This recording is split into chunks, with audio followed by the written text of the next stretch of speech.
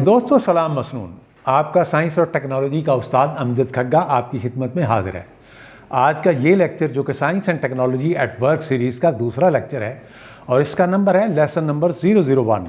जबकि आज के इस लेक्चर में जो मौज़ूआत मज़कूर हैं उनमें शामिल हैं number systems, fractions, scientific notation या एक्सपोनेंशिएशन और नंबर लाइन का तसव्वुर, यानी मुस्बत और मनफी नंबरों का मफ़हूम।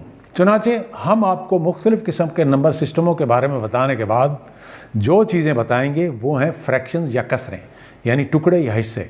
जबकि इन फ्रैक्शंस की दो किस्में हैं, एक डेसिमल फ्रैक्शंस यानी कसूर अशारिया और दूसरी कॉमन फ्रैक्शंस यानी कसूर आम, जिन्हें उर्फ़ आम में हम बटे वाली फ्रैक्शंस भी कहते हैं। ताहम जिन अहबाब ने पिछला सबक यानी लेसन नंबर 000 नहीं देखा वो इसे ज़रूर देख लें ताकि इस लेक्चर और अगले लेक्चरों के समझने में आसानी हो। तो आइए शुरू करते हैं।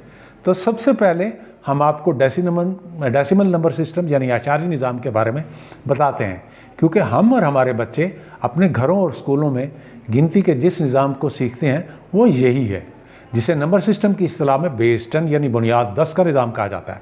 क्योंकि इस निज़ाम में इस्तेमाल होने वाले हिस्सों की कुल तादाद 10 है, जिसमें से पहला 0 और आखिरी यानी सबसे बड़ा 9 है। ताहम जो नंबर सिस्टम कंप्यूटर इंजीनियर इस्तेमाल करते हैं इनमें एक तो हेक्साडेसिमल नंबर सिस्टम है, यानी बेस 16 वाला निज़ाम है, जिसका सबसे बड़ा फ़ायदा ये है कि कम हिस्सों को इस्तेमाल करते हुए निस्बतन लंबी रकम लिखना मुमकिन है। खेल ये खेला गया कि 9 से ऊपर वाले हिस्से को ज़ाहिर करने के लिए, यानी 10 से लेकर 15 तक के हिस्सों को ज़ाहिर करने के लिए ए को 10 मान लिया गया, बी को 11 मान लिया गया, इसी तरह सी को 12 मान लिया गया और डी को 13 और ई को 14 मान लिया गया और एफ को 15 मान लिया गया।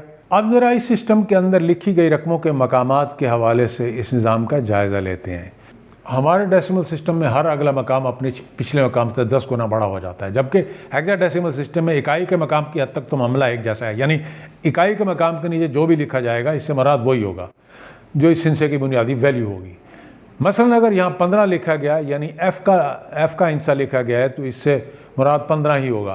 ताहम अगर इसी 15 को उठाकर अगले मकाम पर रखा जाएगा तो ये जंप 16 गुना का होगा, इसीलिए ये निज़ाम 16 निज़ाम कहलाता है।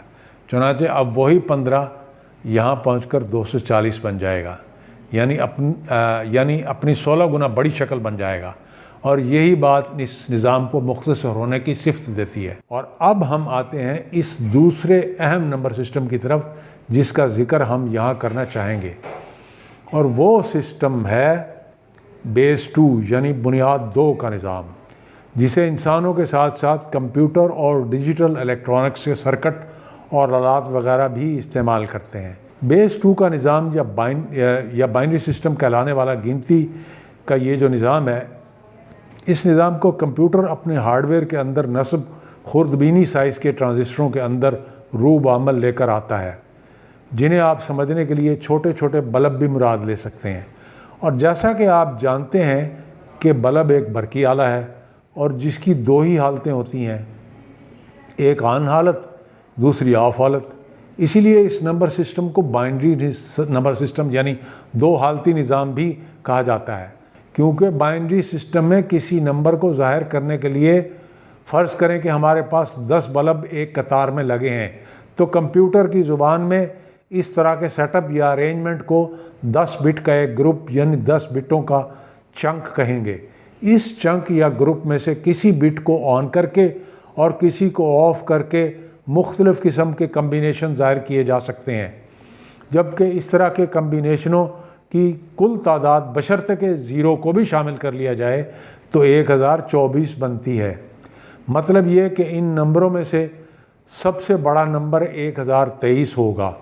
और ये बात जहन में रहे कि 0 को ज़ाहिर करने के लिए तमाम बल्ब ऑफ़ रखना होंगे और 1023 को ज़ाहिर करने के लिए तमाम 10 बल्ब ऑन करना होंगे। कंप्यूटर की ज़ुबान में सबसे पहले वाले बल्ब यानी सबसे दाएं जाने वाले बल्ब को इकाई यानी यूनिट वाला बल्ब कहेंगे और दूसरे नंबर वाले बल्ब को दुई का नाम देंगे। तीसरी जगह चौकी कहलाएगी, इससे अगला बल्ब अट्ठी वाला बल्ब कहलाएगा, इससे अगला 16 वाला और इससे अगला 32 वगैरह वगैरह। تاہم فی الحال ہماری مرکزی توجہ بیس 10 سسٹم یا ڈیسیمل سسٹم پر ہوگی، مطلب اعشاری نظام پر ہوگی۔ پہلے ہم آپ کو ڈیسیمل فریکشنز کے بارے میں بتائیں گے اور اس کے بعد کامن فریکشنز کے بارے میں بتائیں گے جنہیں بٹے والی کسریں بھی کہا جاتا ہے۔ چنانچہ اس وقت سکرین پر جو سلائیڈ آپ دیکھ رہے ہیں اس میں ڈیسیمل فریکشنز کو ظاہر کرنے کے لیے ایک مکمل چاکلیٹ بار کو 10 برابر حصوں میں تقسیم کیا گیا ہے۔ چنانچہ ان میں سے ہر حصہ 0.1 یا اعشاریہ 1 کہلاتا ہے۔ لہٰذا اگر آپ کسی چیز میں سے 0.5 یعنی اعشاریہ 5 لے لیتے ہیں، مطلب یہ کہ 5 عدد 10ویں ٹکڑے لے لیتے ہیں، تو گویا آپ نے اس چیز کا آدھا لے لیا ہے۔ جب ہم نے ڈیسیمل فریکشنز میں 1.5 لکھنا ہو تو اسے اس طرح لکھا جاتا ہے جیسے کہ آپ اس وقت سکرین پر دیکھ رہے ہیں، اور اسے 1.5 یعنی 1.5 بولا جاتا ہے۔ اور اسی طرح کبھی کبھار ایسی صورتحال بھی پیدا ہو سکتی ہے کہ آپ کو انصاف کے تقاضوں کو پورا کرنے کے لیے 1/10 حصے کے بھی مزید 10 حصے کرنے پڑ سکتے ہیں، اور یہ بھی ہو سکتا ہے کہ اس 10ویں کا جو 10واں ہوتا ہے اس کے بھی مزید 10 حصے کرنے پڑ سکتے ہیں۔ مثال کے طور پر کسی نے آپ کی ذمہ داری لگائی کہ 6 کلو 220 گرام سونا 4 لوگوں میں برابر برابر تقسیم کر دو، تو ظاہر ہے کہ ہر ایک کے حصے میں 1.555 کلو گرام سونا آئے گا۔ اب ایک بات یہاں پر خاص کر نوٹ کرنے کے قابل ہے کہ کچھ لوگ یہاں پر ڈیسیمل پوائنٹ یعنی اعشاریہ کے بعد والی رقم کو 555 پڑھیں گے، جو کہ ایک غلط طریقہ ہے، کیونکہ درست طریقہ یہ ہے کہ اعشاریہ کے بعد والے ہر حصے کو علیحدہ علیحدہ پڑھا جائے۔ اب سمجھتے ہیں کامن فریکشنز کو، یعنی قصور عام کو، جنہیں ہم بٹے والی کسریں بھی کہتے ہیں۔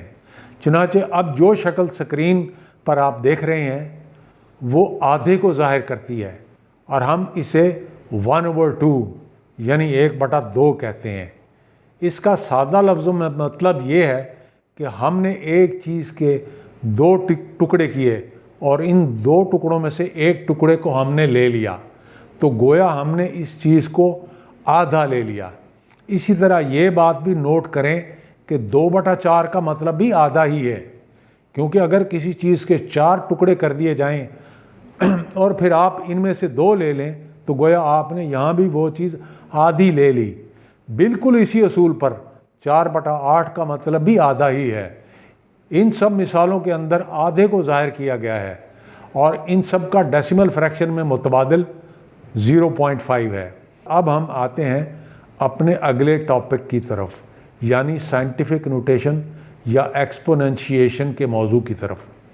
یہ چیز یا طریقہ کار دراصل ایسی لمبی لمبی رقموں کو مختصر انداز میں لکھنے کا ہے کہ مثلاً جن رقموں کے آگے کئی صفریں لگی ہوتی ہیں۔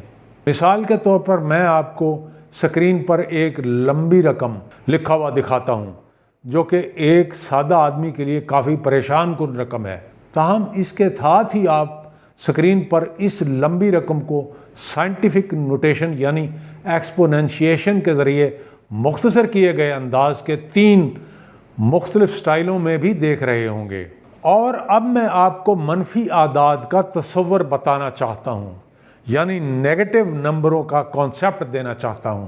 اس کے لیے میں آپ کے سامنے ایک مثال رکھنا چاہتا ہوں، جو کہ ایک ایسی بلڈنگ کی مثال ہے کہ جس کے گراؤنڈ فلور کو فلور نمبر 0 دیا گیا ہے، جبکہ اس 0 فلور یعنی گراؤنڈ فلور کے اوپر والا جو فلور ہے اسے فلور نمبر 1 الاٹ کیا گیا ہے، یعنی فلور نمبر +1۔ اس بلڈنگ کے گراؤنڈ فلور کے فوراً نیچے والی جو منزل زمین میں موجود ہے اسے فلور نمبر -1 الاٹ کیا گیا ہے، اور یہ منزلیں نیچے سے نیچے فلور نمبر -10 تک جا رہی ہیں، اور اسی طرح اوپر سے اوپر والے فلوروں کے نمبر پازیٹیو سمت میں بڑھتے چلے جائیں گے، حتیٰ کہ سب سے اوپر والے فلور کو فلور نمبر 10 یا +10 کہا جائے گا۔ اسی طرح میں آپ کے لیے ایک مثال بھی دینا چاہوں گا کہ جس مثال کا تعلق نیگیٹو اور پازیٹیو وزن سے ہے، اور عین ممکن ہے آپ یہ سن کر کہیں کہ جناب وزن تو ہمیشہ پازیٹیو ہوتا ہے، اس میں نیگیٹو کہاں سے آ گیا؟ تو اس کا جواب ہے کہ کیا آپ نے گیس والا وہ غبارہ نہیں دیکھا جو اوپر کی طرف اٹھتا ہے؟ بس ایسے غبارے کا وزن نیگیٹو یعنی مائنس میں ہوتا ہے، اور جب 2-3 دن کے بعد جب اس قسم کے غبارے میں گیس اتنی کم ہو جائے کہ نہ تو وہ اب اوپر کو اٹھ رہا ہو اور نہ ہی زمین پر گر رہا ہو، تو تب ایسی صورت میں ہم کہہ سکتے ہیں کہ اب غبارے کا وزن 0 ہو چکا ہے۔ امید ہے ان مثالوں سے آپ کو نیگیٹو اور پازیٹیو نمبروں کا کانسیپٹ سمجھ میں آ گیا ہوگا۔ چنانچہ اب آخر میں آپ کا سائنس اور ٹیکنالوجی کا استاد امجد کھگا آپ سے اجازت چاہتا ہے۔ والسلام۔